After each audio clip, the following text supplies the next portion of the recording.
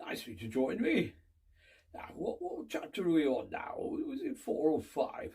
Which, you know, my memory's, it's like one of those things you sieve rice through.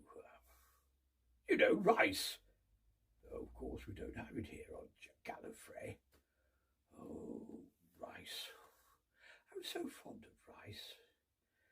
It's light, fluffy, and there used to be a really good Chinese takeaway at the back of the halls of residence of St. Sed's. Made a lovely special fry bread. But anyway, yes, no, it's chapter 4, isn't it? Well, come on, sit down. Yes, of course, chapter 4. Time and time again. Now then, yes. I see the little fellow isn't here, remarked the third Doctor, as he looked into the cylinder next to him. The fifth Doctor sighed, as he shrugged and put his hands into his pockets. Does that make any difference? He asked. Doesn't help us, does it? No, snapped the first, but it gives us hope. Hope, agreed the 10th. What good is hope? We can't help ourselves, argued the 12th. A young man once told me, while there's hope. His words trailed off, as the War Doctor thought back to the young trooper. As long as there's some of us still free, we have hope, agreed the 6th Doctor, as he placed his hands against the smooth sides of the glass cylinder which held him. What do you think happened to that one? Asked the 9th Doctor, as he looked at the 7th tube, filled with distorted thick mist. Time distortion? Queried the 10th. Last time we were in the death zone, our 4th incarnation was trapped inside the time vortex. It could be a similar transition, noted the 5th. The chap who snatched me did remark I shouldn't struggle, because one of us had tried and was lost to him. I think it is fair to assume that this version of us is lost in the time stream, nodded the first, as he gripped the lapels of his jacket. All we can do is wait and hope, gentlemen. Hope, hope, hope. The sing-song voice came from the 8th Doctor as he sat rocking on the floor. Doctor! The female voice rang over the heads of the assembled crowd as a red-headed woman pushed her way through the variety of aliens. Bond! Exclaimed the Doctor as he held his arms out wide for her as she emerged from the throng. He pulled her close and awkwardly kissed the air either side of her head. Where's Rory? Amy nodded behind her as she spoke. I've left him at the back. He's found the fruit machines, so I've given him his allowance and told him to enjoy himself. Oh, they've got machines that let you win fruit. The Doctor attempted to look past her as he adjusted his bow tie. I hope he gets me a banana. I love a good banana. It's not that type of machine, sighed Amy as she took his arm and joined him by the table. Oh, pity. He sighed and turned away to the table he had been watching when Amy had found him. Anyway, he said, look at this quaint little game I found. It's really most fascinating. And he looked at the avian creature dressed in a black tuxedo and bow tie and coughed. Well, yes. Anyway, it spins the wheel and throws in a little white ball, and everyone gets excited as it bounces around the red and black slots, and everyone throws money or coins at the table, then groans wildly and clutch their heads. It's called roulette. It's a popular game in casinos on Earth. It's a game of chance. The Doctor rubbed his chin and frowned. Chance? He asked. Amy nodded as she watched the ball bounce into red 26. Not really. replied the doctor, as he watched the creature pull the money across the table and retrieve the ball with its feathered fingers. You see, there's a tiny transmitter inside the ball, which is connected to a receiver inside the name badge there. He pointed to the small rectangular badge on the lapel of the bird's jacket, which in turn transmits to an energy dispenser, I presume to be the underside of the wheel, and instructs the ball to play which place to fall on the wheel. The doctor adjusted his bow tie and smiled. It's hardly a game of chance with those odds. Amy could hear a murmur from the crowd. Doctor, she whispered. What is that? Asked a lone draconian. He's saying the house is rigged, shouted a pterodactyl.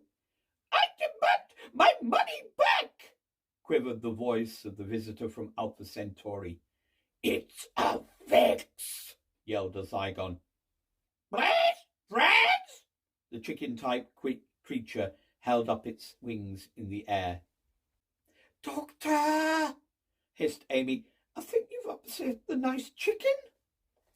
The creature frowned at Amy as it whispered into a small handheld device. Now, Amy, I'm sure the nice lady here isn't that upset. A shadow fell over them as two large figures appeared through the crowd. Then again, he murmured, as a large, clamped hand rested on his shoulder. Please, come with us, a voice hissed. The doctor looked round at the two large reptilian figures as they loomed over them. Yes, certainly, said the doctor as he motioned for Amy to go first. After you. No, waved Amy as she smiled at him. After you, Doctor, I insist. The smile faded on the doctor's face. Lead on, gentlemen, he sighed as he allowed the ice warriors to escort them away from the gaming hall. Let's go to Vegas, he said. What's the worst that could happen, he said. Oh, I don't know. Get accosted by a chicken in a suit and arrested by two talking lizards? The doctor chose to ignore Amy as they walked out of the hall. So, what's a couple of nice ice warriors such as yourselves doing in a place like this?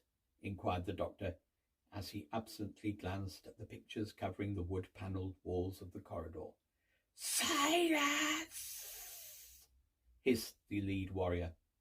Continue walking, added the second from the rear of the group. I'm sorry, said the doctor. It's just I never expected to see a couple of proud, law-abiding ice warriors to be in a place like this. The lead warrior stopped and raised his arm at the doctor. What is your meaning? It hissed. Well, you're a long way from Mars, aren't you? The doctor held up his finger and mocked a quick count, and even further from New Mars by my reckoning. We are lost, admitted the second warrior as he joined his comrade. Lost? Asked the doctor. The first warrior looked at his comrade as it nodded and hissed his reply.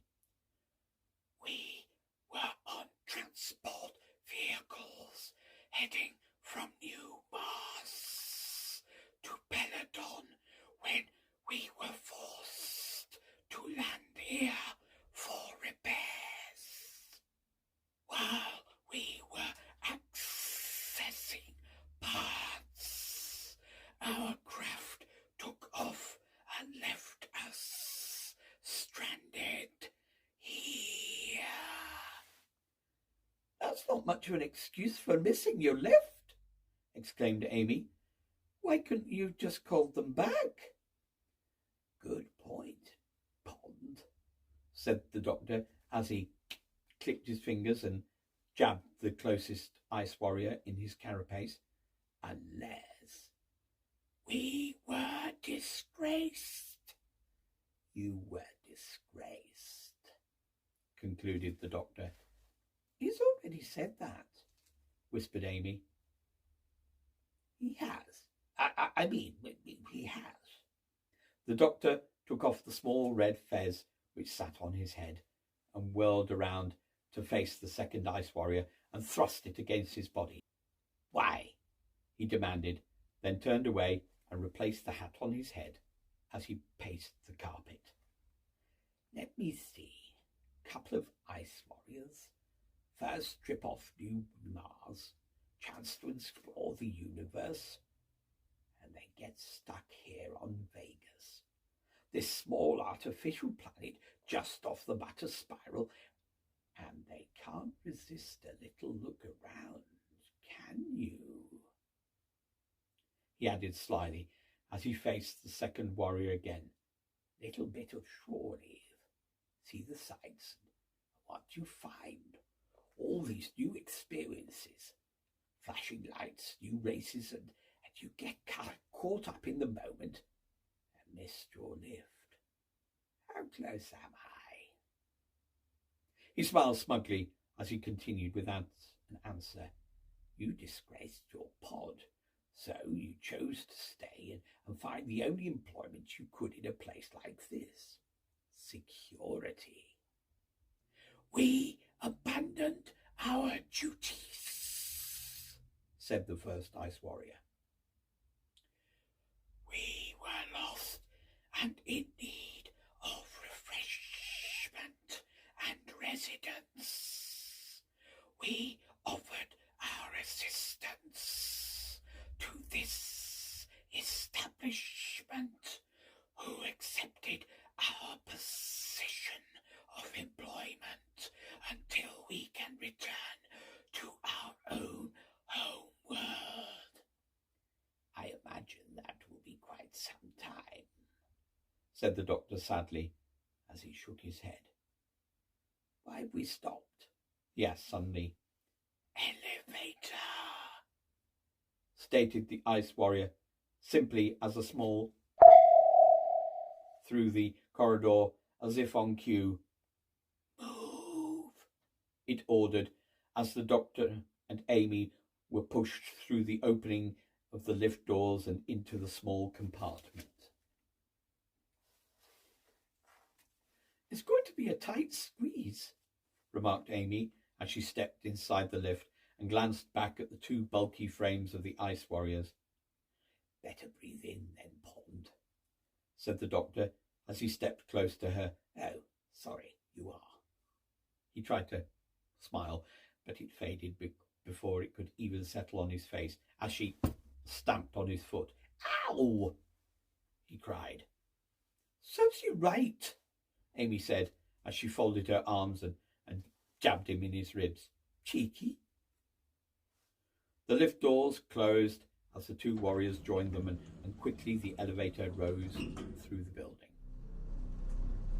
Where are you taking us? The doctor demanded as he watched the red LED numbers change quickly. We are taking you to the head of this facility. Which is? The door opened and a voice rang over their heads from the end of the room the lift had opened into. Magnolius P. Magnus. The ice warriors pushed the time travellers out into the room, and they walked, or rather were pushed, unceremoniously along the soft plush carpet. Either side of the room, the walls were adorned with the images of bird-like figures, dressed in elegant clothing, and along the floor stood potted plants in gold and porcelain pots. At the end of the room sat a large wooden desk, and behind this stood a plush leather chair. Its back was rimmed with red velvet and stretched high into the office.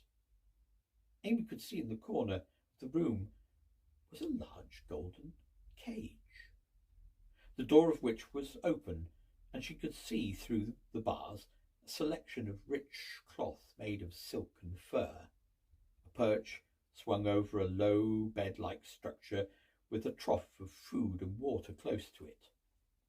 A figure dressed in purple pin-striped suit stepped from the cage and walked towards the desk and took a seat behind it and waved the party forward.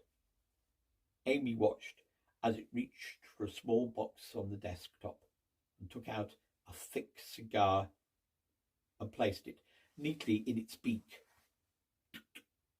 and lit the end, disappearing briefly in a cloud of obnoxious thick smoke. "It's a magpie," she whispered as they were pushed forward. "It certainly has those genetic traits," agreed the doctor as he stopped before the desk and raised his fez politely. "I'm the doctor, and this is—" "I know who you are," replied the magpie as he leant across the desk. He spoke with a Cockney accent, much to the amusement of Amy, who stifled a slight laugh under her breath. "I know your reputation and the price on your head. What I don't know is why you are here." "Price on my head?" exclaimed the doctor. Magnolius nodded and squawked, "A sizable bounty has been placed for your capture by a certain Mr. Dog Bolter of the Pluto Incorporation." "That was a long time ago," murmured the doctor. "Many lifetimes ago." "That may be, but it still applies." He waved towards the small box as he took a deep drag on his cigar, and he laughed as the doctor shook his head. "Your loss," he remarked. "The bounty does not concern me," dismissed Magnolius as he stood from his chair and walked to the window and stared out over the city as it grew around the central building.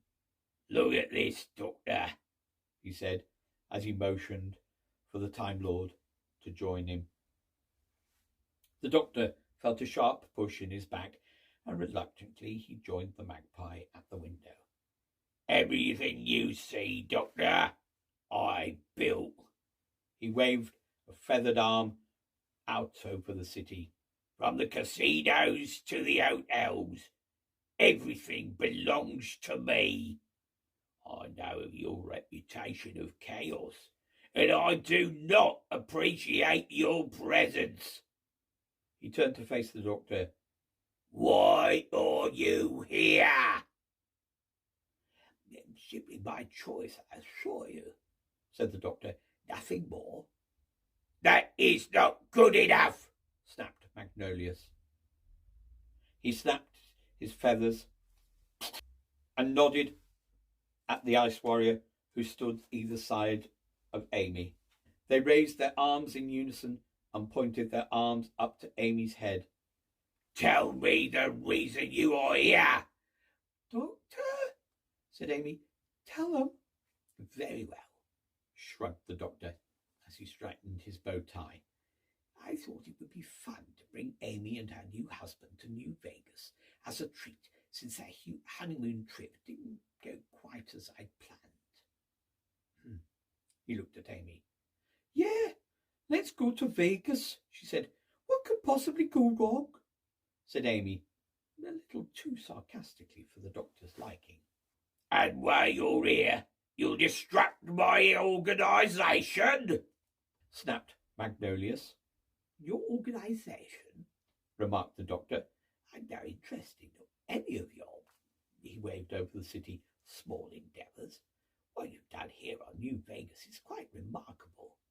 You brought together so many speeches in one place and got them working together in unison to create an environment of peace, while you're creaming off the profits through questionable money-making techniques, but even so."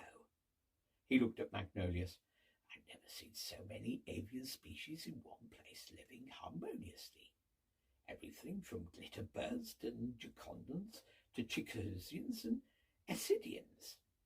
You've even got some cuculus and a few Tessorians here. And that's even before the off-world species like Kroll and Tetraps mingling with the Chelonian and the Moonwomps without breaking out into fighting." "Enough of this! This drivel! Snapped Magnolius as he lashed out a wing towards the Time Lord. And take that preposterous thing off your head while you're in my presence.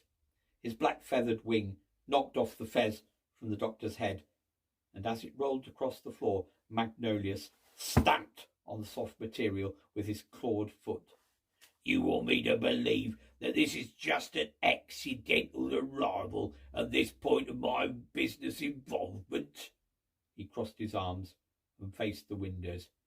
You believe me to be a fool, he snapped. I am Magnolius P. Magnus. I am head of New Vegas.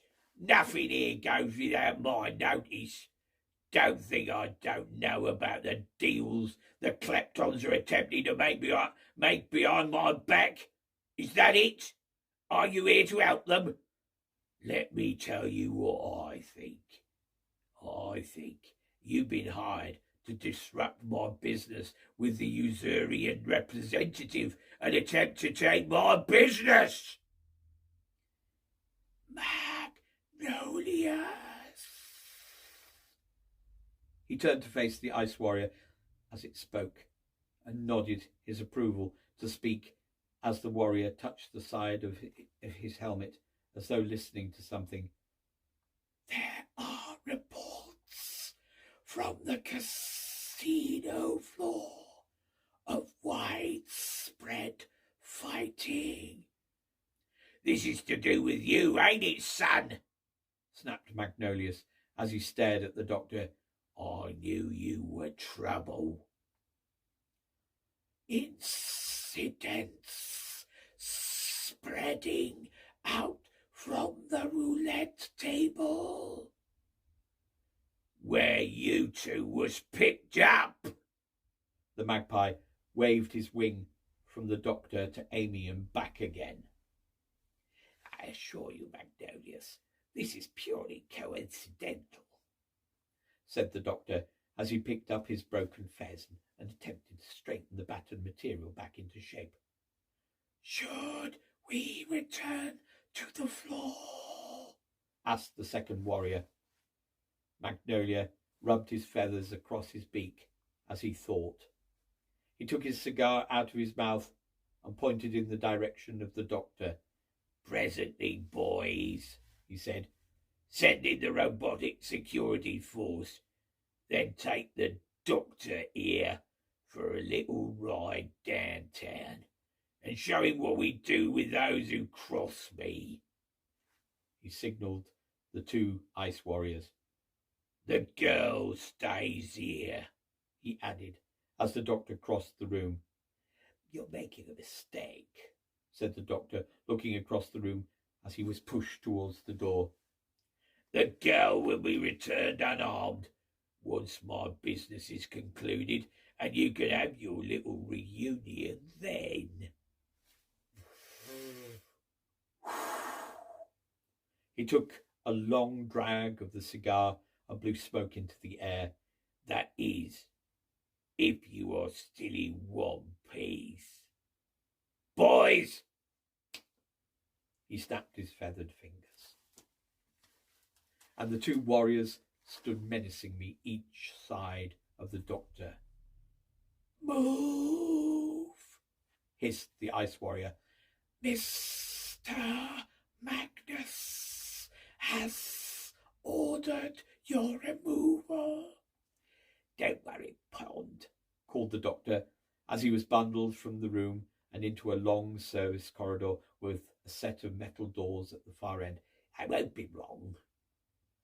The door closed behind the doctor, and he stood staring at the barrier between him and Amy. We are sorry, apologized the second ice warrior, but we have our instructions.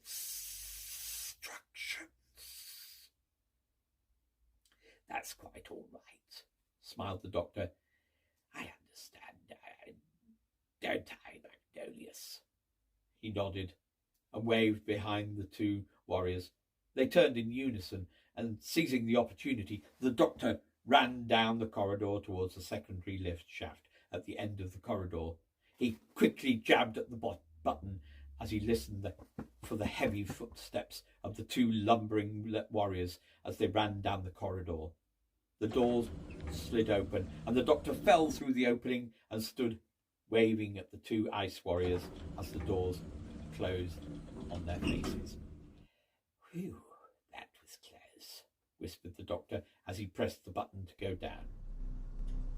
"This is closer," hissed a voice from behind as a shadowy cloud swept over the doctor and disappeared with him, leaving only a scorch mark on the floor of the elevator. "I didn't like it, Doctor." The doctor sat close to Jamie as the carriage swayed and lifted his hands off his knees and placed them together. Now, Jamie," he said softly, "we've been over this already. There's nothing to worry about. The Yeti incident was, well, theoretically years ago, and underground is quite safe."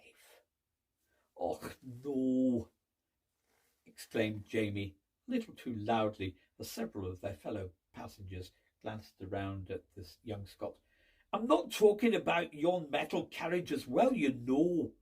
He pointed a finger at the doctor as he lowered his voice and leant closer to him. "I didn't like leaving Victoria like that." The doctor moved his hands together and locked his fingers as he brought them up to his chest. "I know," he admitted eventually as he smiled at his friend. "But it was her choice, and we do have to respect her decisions." He smiled and slapped the palms of his hands on his knees. "Besides, the Harrises are good people. They'll take good care of her." "Aye, that may well be, but I still dinna like it." "Come now, Jamie," whispered the doctor. "She's safe, and more importantly, happy. Now you relax and enjoy yourself." Jamie looked around the carriage and his fellow commuters as the train stopped at Moorgate. "It's not right," he complained, turning to the doctor and staring out the window. "What isn't?" "This," he motioned around the train. "Travelling in great big metal carriages beneath the ground. It's not natural." The doctor rolled his eyes. "The underground is perfectly safe way to travel, Jamie. It's been around for a good many years, and it'll be around for centuries more. It's the quickest way to travel around London." "Aye, and probably more reliable than you and yon TARDIS," teased Jamie. "It got us here, didn't it?" said the doctor defensively. "Aye, that it did," agreed Jamie as he looked around at the blank expressions of the people around him. "And just where is it we are supposed to be going?" The doctor smiled and rummaged through his pockets until he pulled out a small, battered pamphlet. He held it up to Jamie to see, and his face fell as Jamie looked at the paper and shook his head. "I thought we might go to the theatre," he said triumphantly. "The theatre?" asked Jamie. "What's that?" "It's a place where people stand on stage and act out things for the audience." The doctor sighed at Jamie's blank expression. "Play pretend." "Oh," exclaimed Jamie. "Why didn't you say so in the first place?" They sat in silence for a moment. The carriage swayed and passed through another station. "Is this the right way?" he asked eventually. The doctor squinted at the image on the curved ceiling and placed his hands together as his face fell. "I don't know," he admitted. "Last time I was here, I was a little more preoccupied."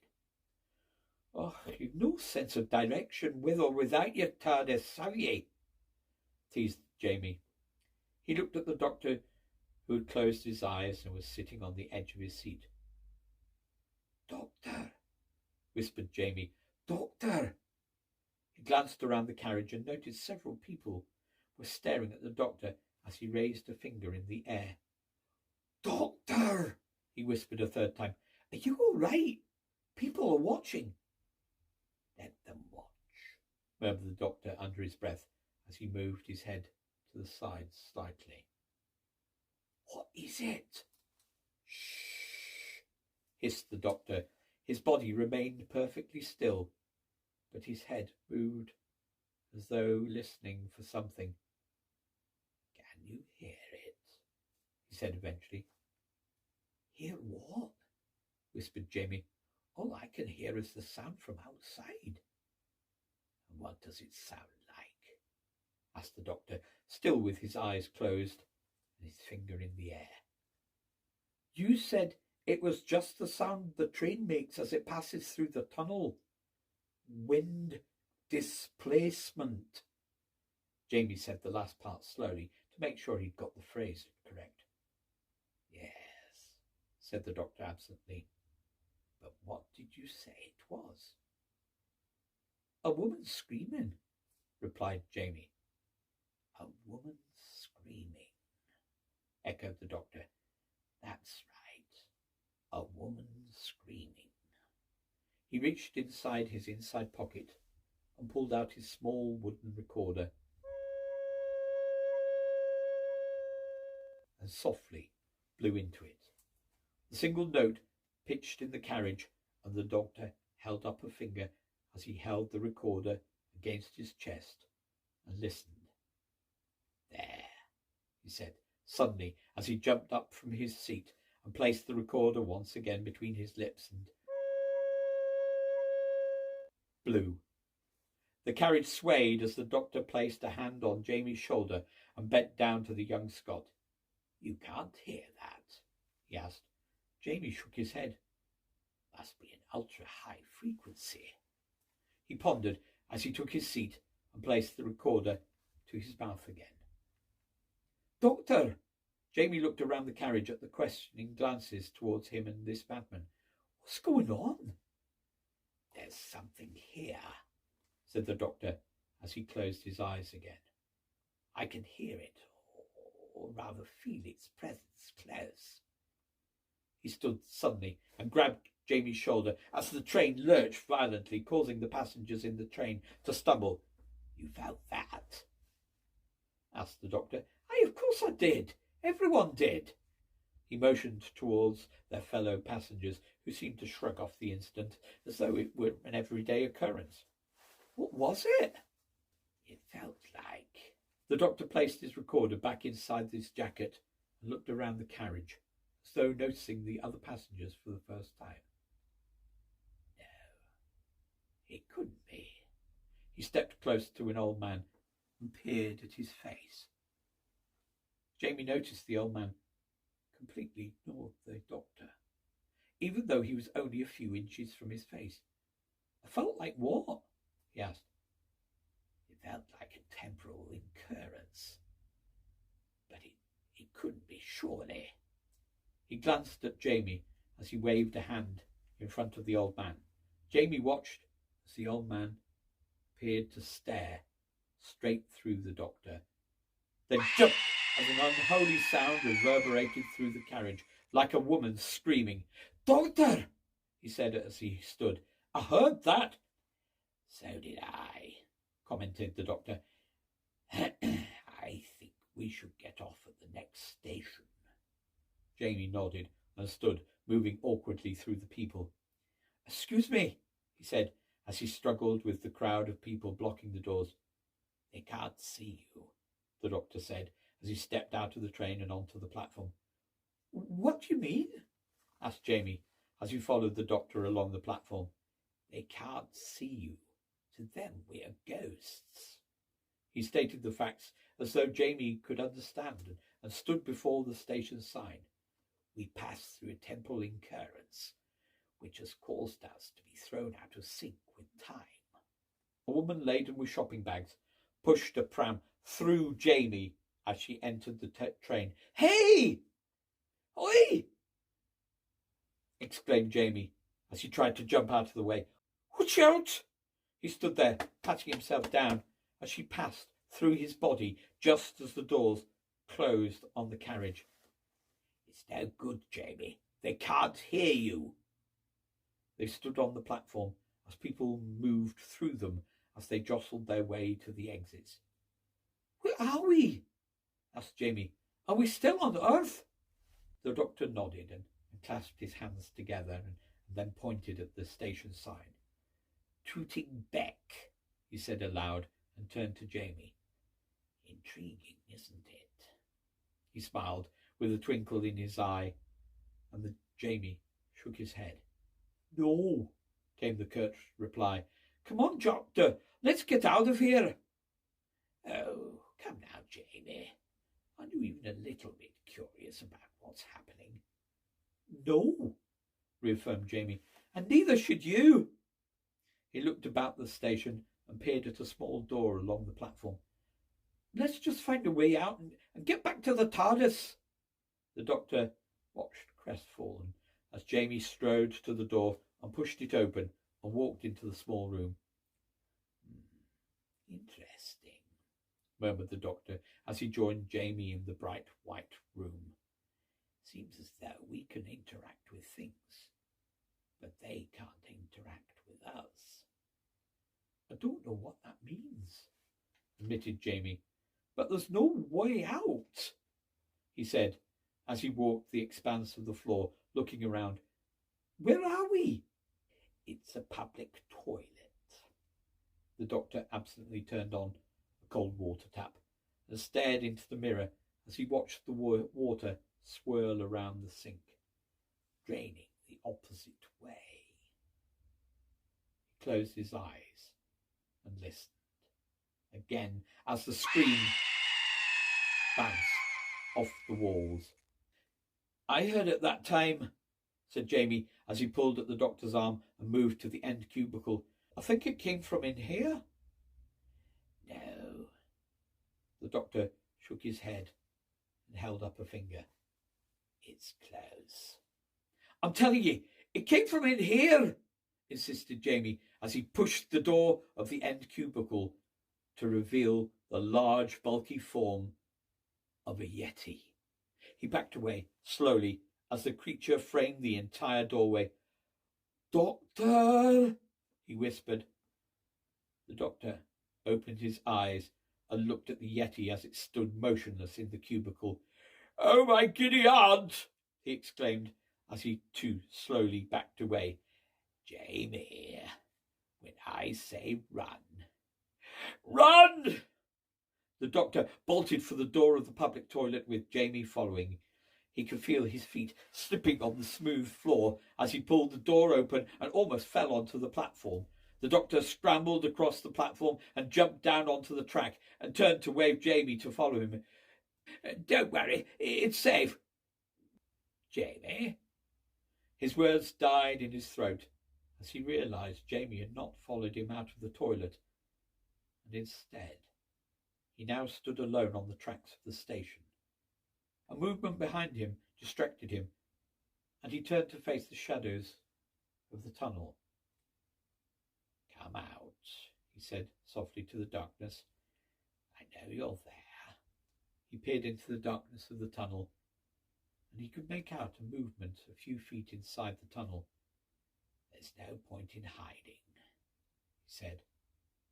"I can see you." A shadow detached itself from the darkness and surged over the doctor. The energy sparkled around the Time Lord as time itself seemed to twist. Then, as quickly as it had appeared, the shadow and the doctor disappeared, leaving only a scorched mark on the floor. Jamie stepped out of the toilet, stood on the platform. "Oh, doctor, it's only a dummy," he called to the empty station. "Doctor? Doctor!" The TARDIS sat nearly 30 feet in the air on a large pile of putrefying rubbish. The door was slightly ajar, and the metallic head of a small robotic dog poked from the doorway. "Master?" it had queried, as a thin antennae sprouted from its head and wavered over the rubbish dump. "K9, stay," ordered the doctor as he slid precariously down the final few feet of the steep embankment and landed on the hard floor. Last thing we need is for you to get trapped in all this. He scrunched his features up as he removed a banana peel from his pocket and threw it onto the pile. Your concern for this unit is noted, came the robotic voice of the dog. But it is not necessary. I can easily adjust my settings to follow. K9! Stay! ordered the doctor again. Bad dog! K9's head dropped slightly, and the antennae slid quietly back inside its head. Never mind, K9, called Leela as she emerged from the other side of the rubbish pile. Don't listen to him. You're a good boy. She smiled as she looked up at the half-open door and could imagine the small dog wagging his tail in approval. The doctor sidled up to her and pulled her away from the rubbish and glanced over his shoulder at the TARDIS. Stop encouraging him, he whispered. Sometimes it isn't practical for him to come out for a WALK on every planet we visit. WALK. Leela counted the letters on her fingers as she spoke them out. Walk, mistress, said K9 from high above their heads. Nobody likes smarty pants, whispered the doctor to Leela, then turned around and shouted at the TARDIS door. I said nobody likes smarty pants. He adjusted his wide-brimmed hat and continued to look up towards K9. Besides, I need you to look after the TARDIS. Be a good guard dog. Affirmative, master, barked K9 and slid inside the ship. Leela stood looking around the piles of mounting rubbish around them. They stretched for as far as she could see, and in the distance she could make out a warm, glowing light from what she assumed to be a gigantic fire. Above their heads, cables ran across a metal sky, and above these, massive claws ran, occasionally falling and collecting rubbish. Where are we? She asked as she watched one of the claws carrying off a handful of trash. We're on a luxury liner in space, commented the doctor as he took a wooden yo-yo from his pocket and swung it a couple of times before pocketing the child's toy. Then why does it smell? The doctor had only walked a few steps away from her when he stopped suddenly and turned to her, wearing a broad grin. Well, he said, protracting the word, and he looked around. These are the lower decks, where the crew live and work. Leela spied the piles of rubbish around her and flicked a piece of rubbish with her foot. I do not think anyone would want to live here, she remarked casually. Well, not here as such, said the doctor as he tilted his head and adjusted his scarf. This is more of a rubbish dump, place for all the waste. He pointed at a series of vents high in the walls. See, the rubbish slides in through those holes in the wall and are scooped up and placed in piles by, I presume, collector robots. Then the claw picks up the rubbish and takes it to the incinerator. He pointed at the glow at the far end of the ship, where it is burned and turned into fuel to power the ship. He thrust his hands by his side and pulled his coat. As he smiled, It's most spectacular. The doctor turned to Leela. Don't you think it's most spectacular? He asked, and turned away before she could answer. Is that why we landed here? She called at his retreating back. Again he stopped and glanced over his shoulder. Leela sighed as she spoke. You said it looked deliberate. I said it may be deliberate. There's a difference, you know. He stood looking at the claw as it hovered in the sky over their heads for a moment, as though thinking about his words. Never presume until you know the facts, he lectured, and turned his head, smiling. Are you coming? He nodded at the path through the rubbish and continued to walk without waiting for her. Leela sighed for a second time in as many minutes and rolled her eyes before placing a hand on her knife and running after the errant Time Lord. "What is that smell?" she asked, as she slowed her pace to match the doctor's. "It smells like death." The doctor stopped and held his head in the air and took a deep breath. "I can't say it's bracing," he admitted. "Mainly putrefaction from waste, but also elements of hydrogen sulfide, with a mixture of raw sewage and trace elements of thioacetate for good measure." He placed the scarf over his mouth and passed one end to Leela to do the same. "I don't think we should linger here too long." He paused and looked at her. "Did I really say that?" he asked suddenly. "Say what?" "That it looked deliberate." Leela nodded. "You said the way the spiked spacecraft had hit the larger one, it looked deliberate." "Spiked?" exclaimed the doctor. Leela nodded. "I think you mean crystalline." He looked around the rubbish tip. "I think we should be careful." As if on cue to the doctor's anxiety, a loud voice echoed throughout the area. "This is a warning," it said. "All humanoids will evacuate their hiding places and surrender themselves or be dispersed." "Dispersed?" whispered the doctor. "I don't like the sound of that. Or do I?" He shrugged. "Why does that sound familiar?" he asked Leela, who shook her head and pointed at a ray of light that broke the gloom of the rubbish hold. "Hide!" he hissed, as he waved her behind him as a large shadow framed the doorway. "We are being hunted." It was more of a statement from Leela than a question as she crouched into the darkness and circled behind the doctor. "No, yes," he whispered back. "Move backwards and circle back to the TARDIS and get K9, he ordered as he stepped out into the light with his arms raised. "Halt! Do not move," ordered the voice of the creature as it shuffled forwards, only to be replaced in the doorway by a second, similar creature. As the doctor moved forward, he could see the crystalline body glimmer in the light from the corridor. "You are alone?" the creature asked as it stopped by the doctor. "Crotons," whispered the doctor as he nodded. "Nobody here but us chickens." He grinned as he lowered his arms and walked between the two lumbering aliens as the second one approached. "You are familiar with our species?" inquired the first. "It is not possible," noted the second.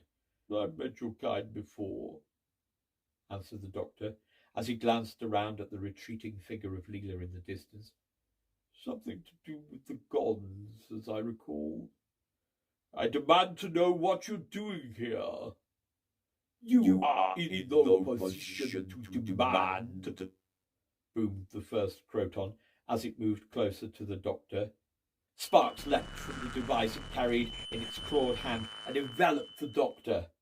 He winced in pain and dropped to his knees, breathing heavily as the Croton waved its other hand over his head. We must preserve energy," reprimanded the second Croton. Our energy levels are low. We will exhaust in 2 hours. 2 hours? Commented the doctor as he knelt between the Croton. What's that? Batteries running a bit low, he grinned, as he pulled a small paper bag from his pocket and offered it to the nearest Croton. Could I offer you a jelly, baby? He asked as he struggled to his feet. They're awfully good. This is a high brain, said the first Croton as it ignored the doctor's comments. We need to take him to the Dynatrope for processing. The Croton shoved the doctor in the back towards the door, much to the doctor's annoyance. All right. There's no need to push. I heard you, he exclaimed as he stumbled into the corridor. Processing. I know what that involves, he said as he stood in the corridor and watched as the two Crotons rocked in the bright light of the ship. Directions needed, said the first Croton. Reverse the coordinates, replied the second as its head whirled, then stabilized. Move slowly and do not try to escape, barked the first Croton as it shuffled towards the doctor. Oh, don't worry, I have no intention of escaping, commented the doctor as he walked ahead of the two Crotons. What are you doing so far away from your own system? He asked without looking back. What do you need me for? We are searching, stated the Croton. Searching? The doctor stopped and turned to face the lead Croton. Searching for what? That is not of your concern. Move!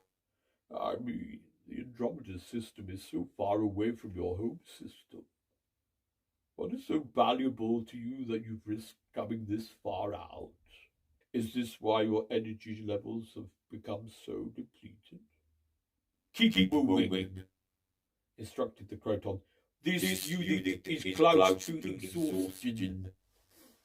Oh, poor thing, cooed the doctor as he returned and walked at a brisk pace along the corridor. I know Crotons depend on mental capacity to power themselves and their craft, but should be able to sustain their own movement with a large enough crew. Got it! He shouted suddenly as he stopped and turned again. Your crew have exhausted, leaving you stranded in this part of space and have become desperate, looking for higher brains to fuel the Dynatrope. How am I doing? We need to return to the Dynatrope immediately. What about the others? Asked the doctor as he walked off again. What are you doing with the passengers of this ship who don't come up to your standards? All waste matter is dispersed, commented the second Croton coldly. I thought as much, murmured the doctor under his breath as he pulled the paper bag from his pocket and selected a yellow jelly baby and bit its head off. That still doesn't explain what you're searching for. He turned the corner and waited for the Crotons to catch up.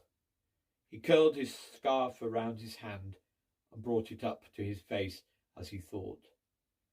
A ship this size could carry around 500 passengers.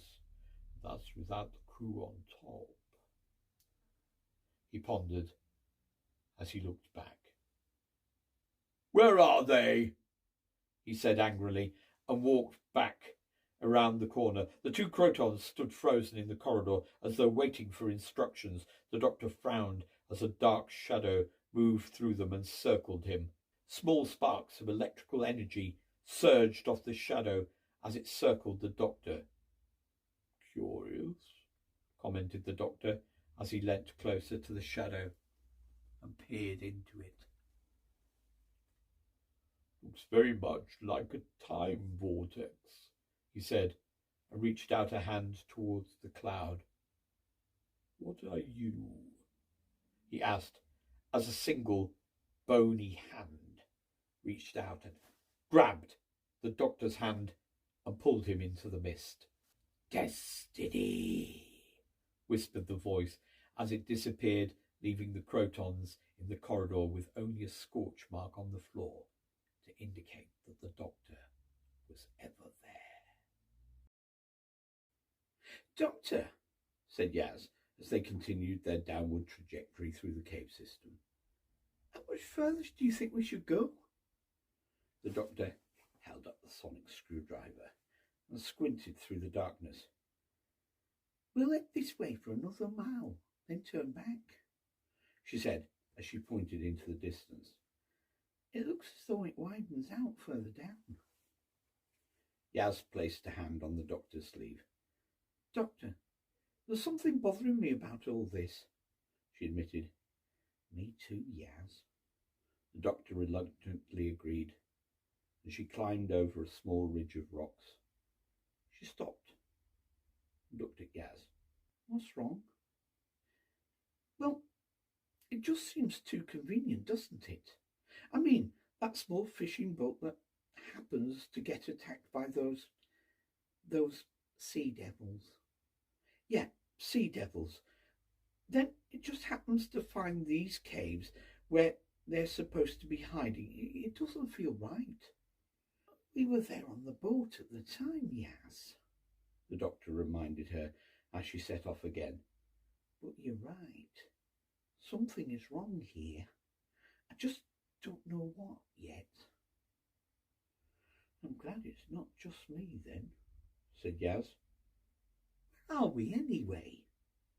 The doctor stood suddenly as she licked her finger and raised it in the air.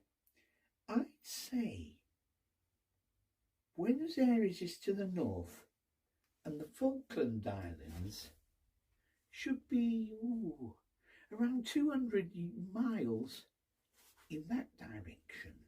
She pointed towards the rock wall. "That's not what I meant, and you know it," sighed Yaz. "I mean, whereabouts are we now? And if we're so far south, then how come it feels like it's getting hotter in here?" "That's because it is," stated the doctor simply, as she turned off the light from the screwdriver and pointed towards the end of the tunnel at a warm glow. "I think the answer we are looking for may be down there. Do you think Dan will be all right?" said Yaz, and glanced back. "He knows what he's doing," said the doctor. "Doctor, whatever Diego may be up to, I'm sure Dan will be more of a match." She continued to edge forward over the uneven ground. "Doctor, you may want to stop." "What is it?" sighed the doctor as she turned to face Yaz. I was wondering where you lot had got to," she commented, as though the sight of 12 sea devils surrounding Yaz was the most natural sight in the world. "Do not move," ordered the lead sea devil as it moved forward and towered over the doctor. "Your guide is not welcome here." "Not welcome?" snapped the doctor. "You are the aggressors here. We're defending ourselves." "We attacked no one." The doctor jabbed a finger in the armoured chest of the sea devil. "We were here, mate. You attacked that fishing boat." The sea devil turned to another of its kind and nodded before speaking to the doctor. "My name is Michaels, and I am the leader of this nest. You are wrong. We did not attack first. My friends and I were present on the boat when your sea devil friends attacked. I'm sorry, Michaels, but the facts are rather against you. I suggest you come with us, and I will show you." Michaels waved past the doctor and into the large cavern. The doctor shrugged. "Well, we were going that way anyway," she said, as she allowed herself to be escorted by the group of sea devils. The temperature continued to rise as they walked down into the large cavern. From her high vantage point, the doctor could see several small groups of sea devils tending rocky funnels. A stream of molten lava ran through the heart of the cavern, and steam cast off over the sharp edges of the rocks. "What is this place?" she asked, as they made their way slowly down a narrow path. We have used this place for centuries as a place of safety and worship, said Michaels. As you see, we have no need for security and weapons. We pose no threat. Then why the attack on the fishermen? Again, Doctor, you insist that we are the aggressors. Given your history against mankind, we have extended the hand of friendship on several occasions, Doctor, only for man to attack us and kill our kind.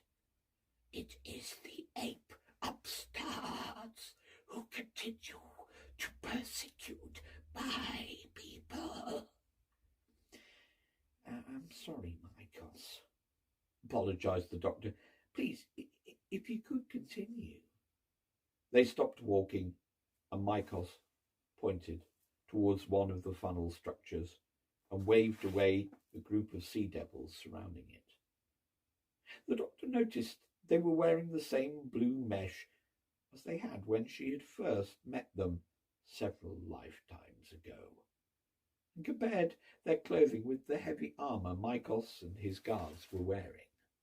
I have been forced to take more extreme matters in guarding since the heightened attacks on our home.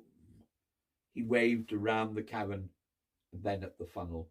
And our eggs, whispered the doctor as she knelt close to the funnel and peered into the nest.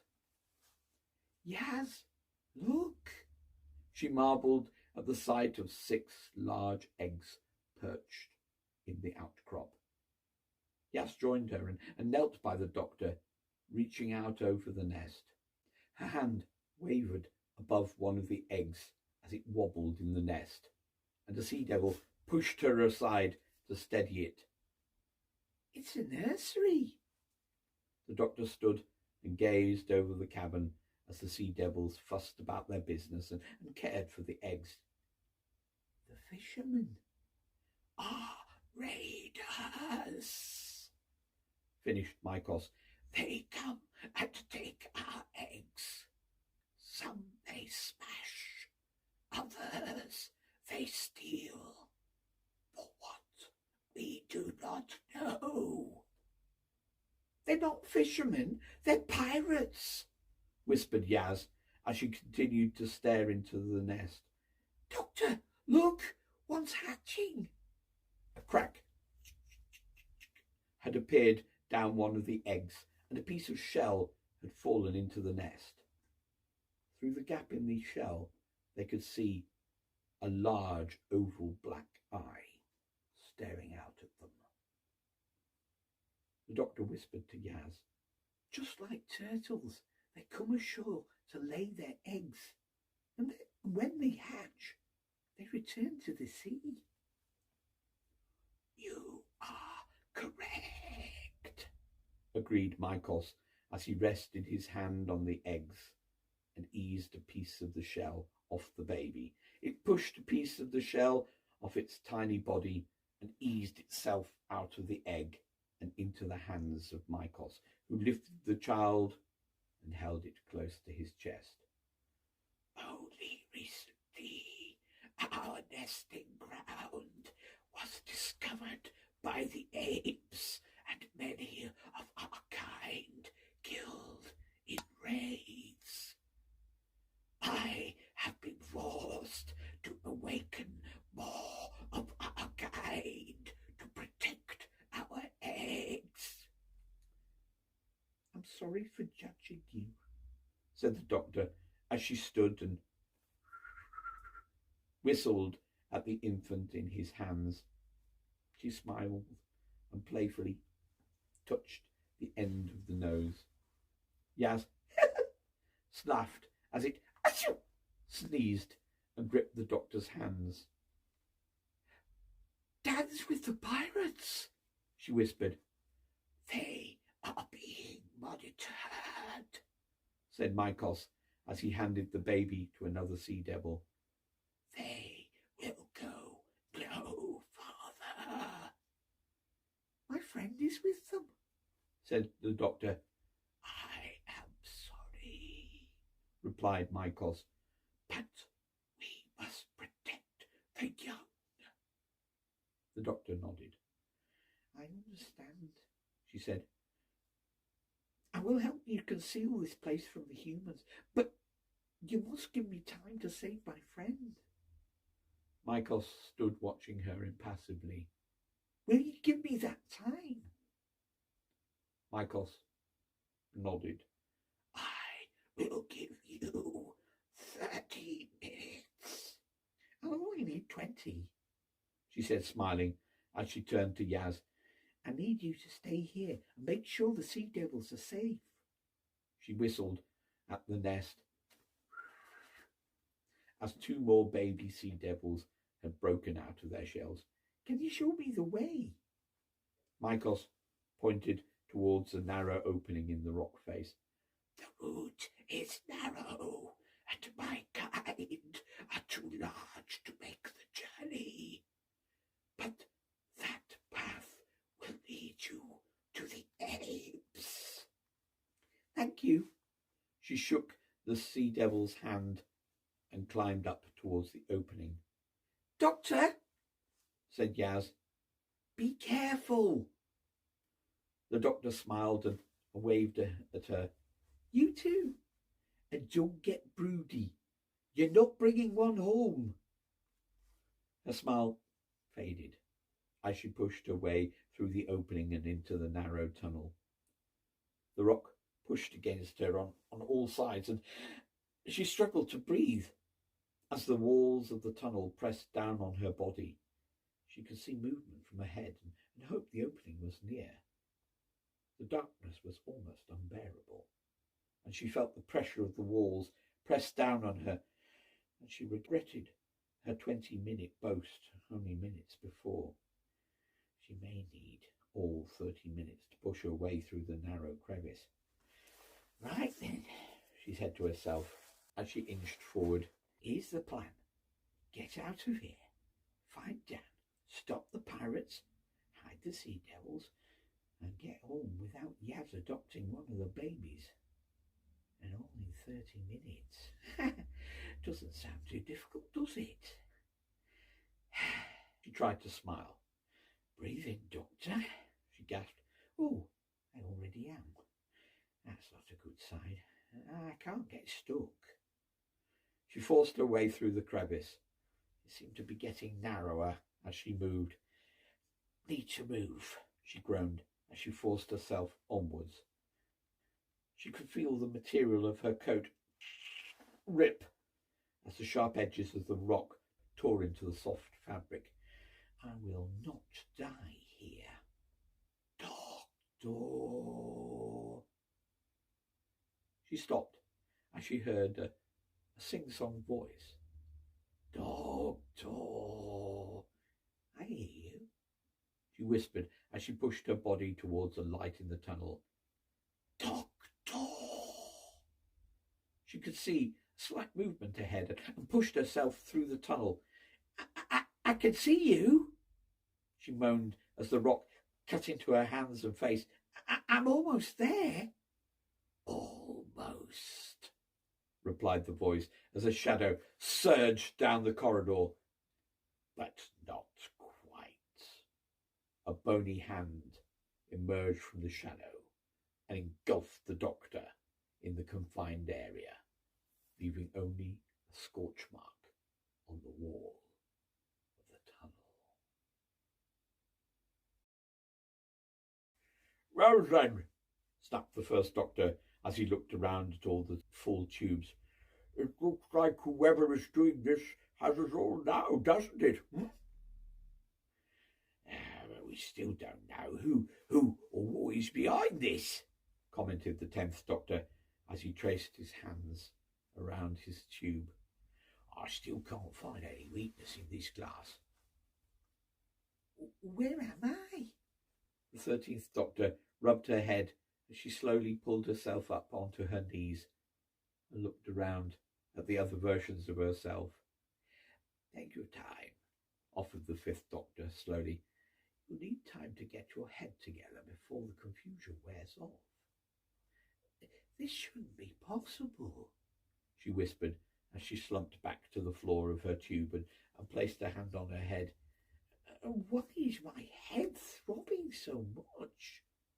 That'll be the after effect from the time scoop, said the 3rd Doctor. You'll feel like that for a little while. You have it all now, shouted the 6th Doctor to the top of his tube. Don't you think it's time you finally showed your face? Yes, sir, agreed the 1st Doctor. Show yourself. The door at the end of the room slid open, and a figure stepped through, dressed in full Gallifreyan robes, signifying his presidential standing. He swept into the room and past the standing angel, which stood holding its lonely vigil over the doctors, and stood smiling at the group. Doctors. He bowed as he spoke, and eyed each Time Lord in turn. Who are you, sir? Demanded the 3rd Doctor. We know you, asked the 5th as he peered through the glass. We know him, commented the 12th Doctor as he pressed his hands against the glass. Well, I know him in this form, but we've all had dealings with him. Some things never change. We still have a flair for the dramatic, snapped the 2nd Doctor. Oh, don't be so obtuse, continued the 6th. Who is this person? Let me introduce the Lord President Rassilon, announced the 12th Doctor as he threw his arms up in the confines of his prison. The deposed ruler of Gallifrey. Deposed? Queried the 1st. By me, I suppose. The 12th Doctor nodded. I see. He turned to Rassilon and spoke. Then I take it this is some kind of revenge plot against us, Rassilon nodded. How astute of you, Doctor. I say, interjected the 4th, for all the records, you were never this, He struggled to find the words as they died in his mouth. Clever, said the 10th, as he waved at himself through the glass. I hope you don't mind me taking over. The 4th Doctor smiled and waited for him to continue. According to the old records, he repeated, you led our people against the vampire, Ratnos and the Fendal. But this, he waved around the technology in the room, was always above you. Quite so, agreed the 3rd. You got others like Omega to get their hands dirty and do the business side while you gathered all the prayers. So, concluded the 9th Doctor, who have you got helping you, pulling the strings, so to speak? Come now, doctors, laughed Rassilon as he opened his arms wide before them. It is my intellect which has driven everything our kind has achieved. But you don't have the knowledge to create any of this, said the 11th as he straightened his bow tie. Only the ambition for power. I recognize this equipment, murmured the 5th as he gazed around the room, or at least some of it from Gallifrey. At least one of you is using your intelligence, scoffed Rassilon. You are right, however, Doctor, he conceded. I may not have the technical ability to operate any of this. He motioned at a bank of monitors as he flicked a switch on the console. But it's a good job my assistant does understand the equipment. He turned and waved towards the doors at the rear of the room, and a figure stepped through them and walked quietly towards the tubes. "I am sure you will recognize my accomplice. But for those of you who may not recognize him," the figure walked past the statue of the angel, "may I present to you my lord?" The figure stopped in the semicircle of tubes and smiled at the collective doctors. He tapped the red-handled question mark umbrella on the floor of the room and raised his fedora hat and smiled. "Doctor."